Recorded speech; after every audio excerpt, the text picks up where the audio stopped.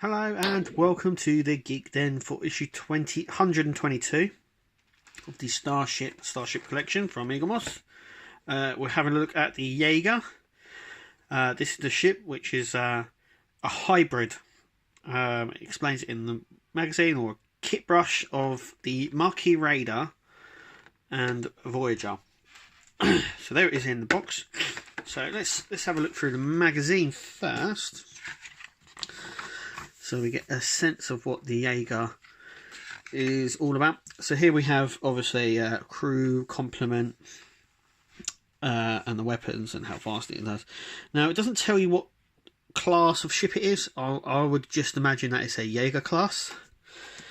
Hence, because it's definitely not a Voyager, it's definitely not Intrepid class or a Marquis Raider. So I would say with the name it's given, I would call this a Yeager class, though it says a light cruiser. I think the class of the ship is a Yeager. Anyway, so we get a really nice undershot here of the Yeager here, and obviously the clip, because it was in quite a lot of Deep Space Nine episodes, and this is how we viewed it. Also as well, not to get confused, as it says here, with the other Yeager that was I think it was a Sabre class ship from First Contact. And then we get a nice view here. Now I never noticed this before, but here we have a really nice under view of the Yeager, and I never noticed that before. Obviously I remember the episode, but I never noticed that before. So here we have a nice top view here, back, front and side view. I mean, it's really noticeable that it's the two ships, but as a background ship I don't think it was supposed to be seen like this up close. But obviously Eagle Moss have gone and made it, and they've done a fantastic job, and here's the book. So I have a lot of in-universe information.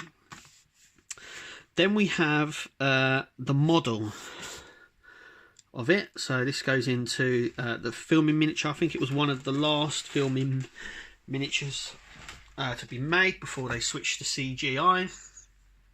Also as well, it was the only kit brush ship to be at the Star Trek auction when they done the 40th year Star Trek collection auction. It was the only kit brush ship to be auctioned off. And then we come on to how they the writers and stuff like that. Deep Space Nine. It's quite interesting, but that's it really. And then we obviously have the trivia. Obviously we have coming in issue 123, which we'll be bringing here at the Geek Den, so make sure you click to subscribe and like this video. Obviously we'll be doing that. And this is the top view. Actually what we've come here to do is to have a look at the Yeager. So this is the Yeager out of the packaging, and I've got to say, despite all the criticisms and that, I think it's actually a really nice ship. So it wobbles really well. It's not going to come out of there. It's stabilised by this. So let's just pop it out. Some really nice detailing on this.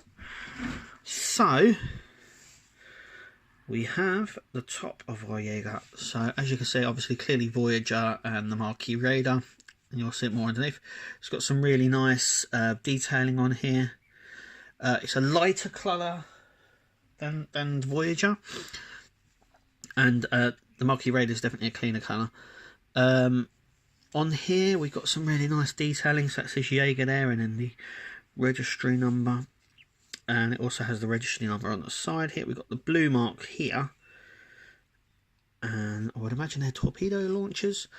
They're not. These are the impulse engines, which I do believe they were torpedo launchers on the Raider. So that's the top. Let's flip it, and as you can see, they've literally just stuck a Marquis Raider underneath. I would have liked a deflector dish, but as you know, Voyager has a secondary deflector dish here, so that Intrepid class obviously doesn't really need two. But anyway, That's underneath. And I'm going to flip it around. You can actually see, I don't know if I can get up close yet. You can sort of see the windows on here. They're just not painted. But you can definitely make them out. Obviously, this is the front of the Yeager. So it's got some nice sort of paint up here. I'll just zoom up there. A little bit of a red dots. So that's nice. Got the gold look here. Then we've got the engine. Nice there with the nacelle. It's got the clear plastic through it. And the registry number, so is the other one. And it runs through the other side as well. But yeah, it's a really interesting design. Let's stick it back there. So let's get its mummy and daddy in, and we'll do a little bit of comparison. So here we have our marquee radar here, and as you can see, it's a very dirty looking. It's not actually me. Now mine always had this little bit here, but that is actually the paint on it. It's sort of dirtied up, and it looks really nice.